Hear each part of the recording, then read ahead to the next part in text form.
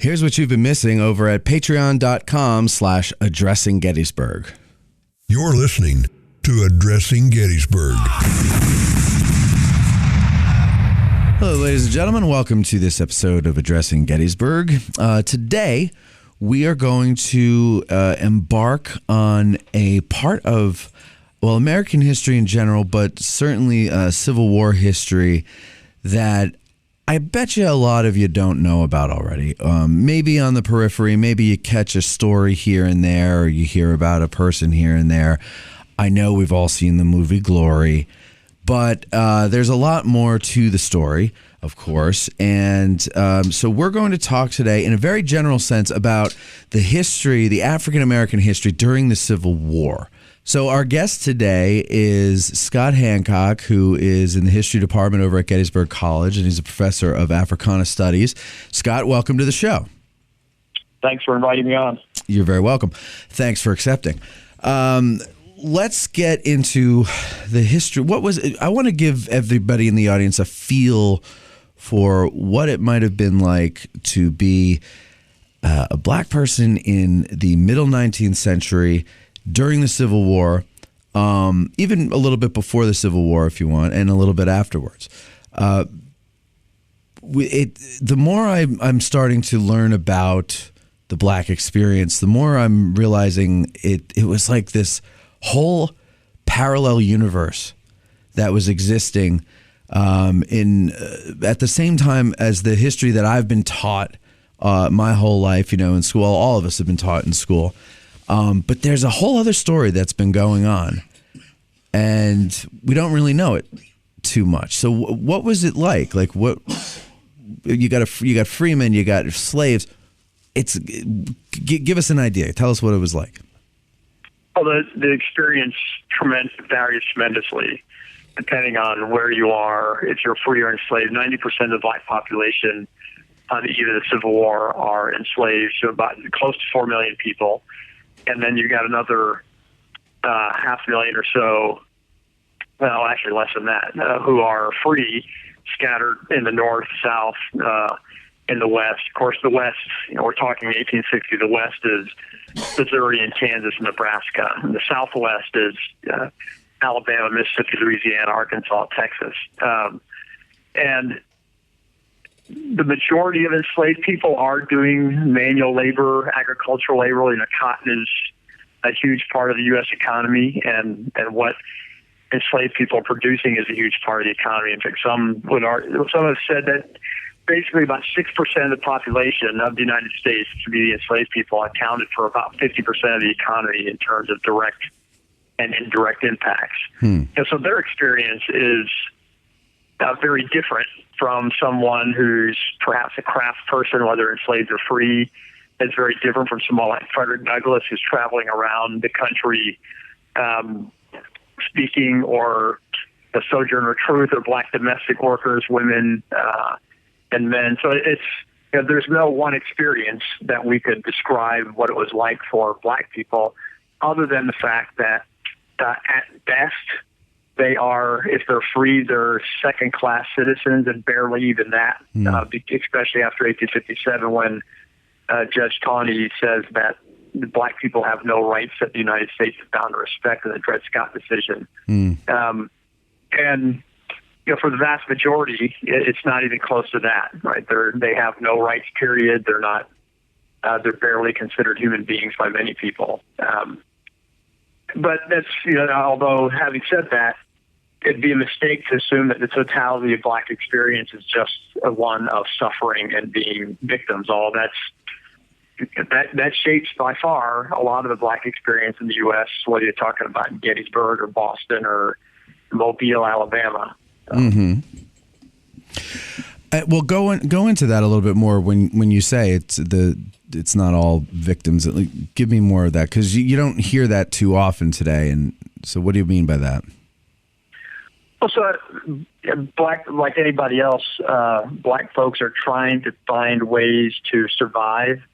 And so that may mean if you are on what we call plantations, what I think some historians more accurately call slave labor camps in the South, particularly the Deep South, you're depending on your work environment, there are two dominant forms of labor systems that black people are to contend with. The one is kind of the gang labor system that we're probably more often familiar with, which is you're doing work in the fields, you're doing agriculture work or domestic work for slave owners. Maybe you're being rented out by a slave owner to other people, and you're working long hours, usually 5-6 days a week, sun up to sundown, and sometimes 7 days a week. But even in that work environment, so labor, I don't want to undersell the fact that labor shapes the majority of black people's lives if they're enslaved. There's some kind of labor, and understanding that the profits of your labor, you see almost none of that. But they're also finding ways to carve out some time on their own to have a small garden, raise a pig or two, which technically was the slave owners' crops and livestock. Right. So that even that could be taken away at any time. To have families teaching their kids folk tales, black folk tales that we've inherited, we know as like Brer Rabbit tales and things like that. Yeah. Finding ways to worship, often clandestinely. Sometimes slave owners knew about it, sometimes they didn't. So black people find ways to build life despite all of that. But it's one of these things that historians always try to balance it. Like when I talk to people or talk to students, I don't want to make it sound to anybody like, slavery wasn't all that bad. They found a way to have families and right. and to build community. It's more about, it's amazing that they were able to do this faced with the circumstances of being enslaved. Yeah, you're in the north. I'm sorry. Go ahead. Well, I was going to say that's what gets me is all the things that they were able to do while enslaved. It is like I go into a little bit of what you're talking there about the garden and raising a pig and even worshiping and stuff like that. They weren't allowed to worship. They weren't allowed to have a religion. Why is that so significant that they found ways to worship? And when I say it varies a lot depending on the owner, the conditions, but mostly what white Southerners are afraid of are black people organizing and potentially finding ways to rebel, resist. If it's not a violent revolution, but resist in other ways. And really, in many ways, finding ways to define themselves as more than how the slave owners wanted to define them. But at the same time, you have slave owners who, they're trying to teach their slaves, well, the Bible says you're supposed to obey your masters. And you have these instances where black people are sitting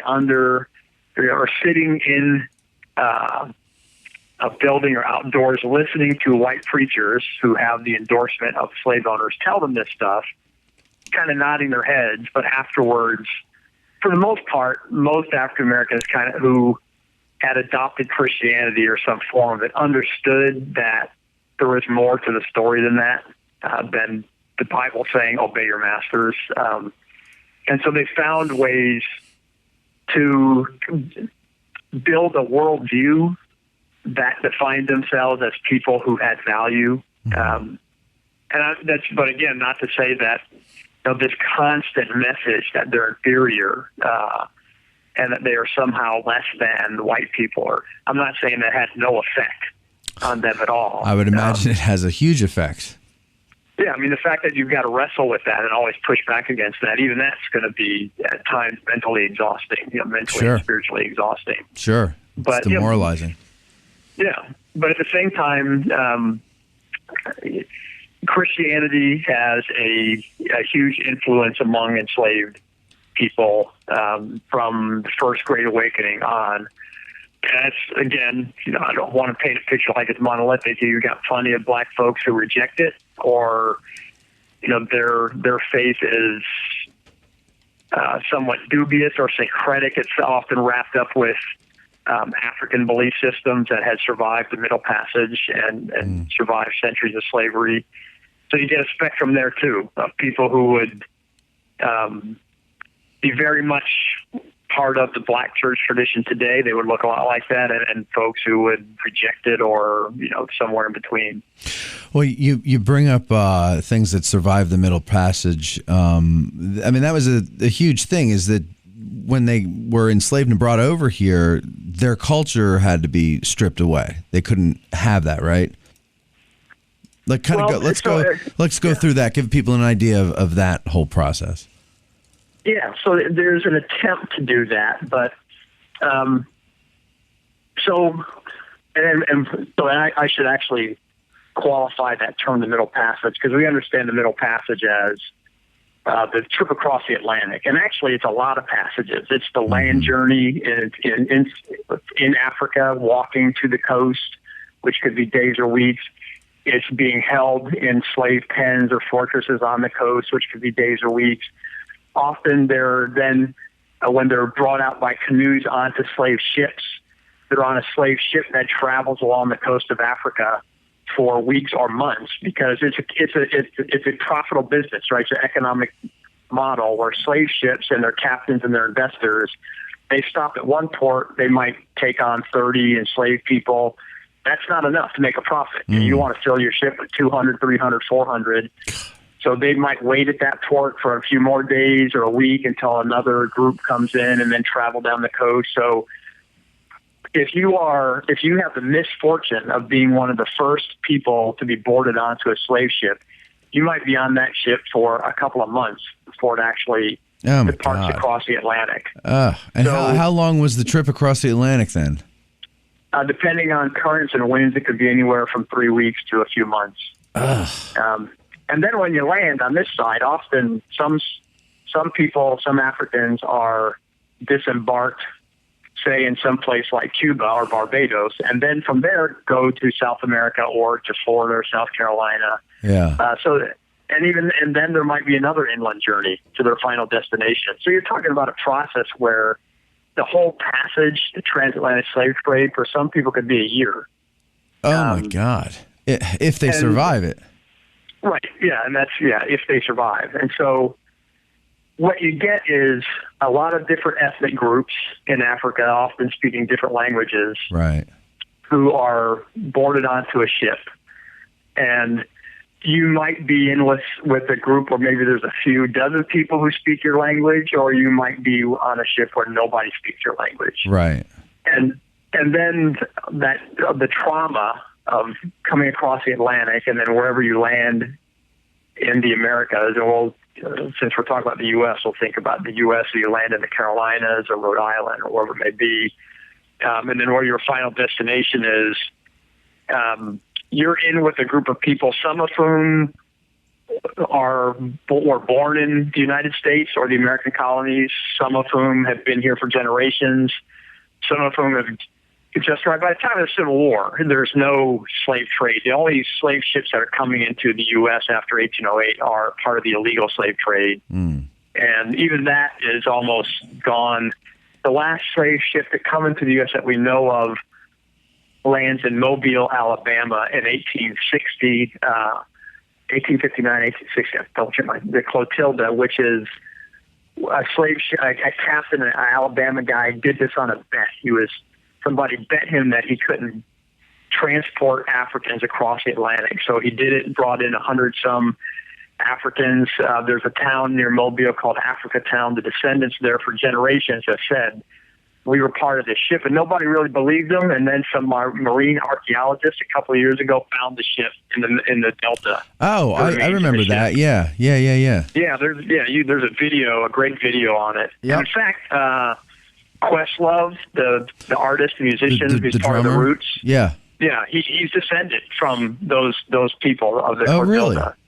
Yeah. Oh, that's cool. But at any rate, so what happens is certain parts of African societies, like language, political structures, things like that, those all get stripped away, right? Those don't really survive although parts of the grammar, like African grammatical forms, we see in African American English today. Like what? Catch the rest of this episode and support the show over at patreon.com/addressinggettysburg.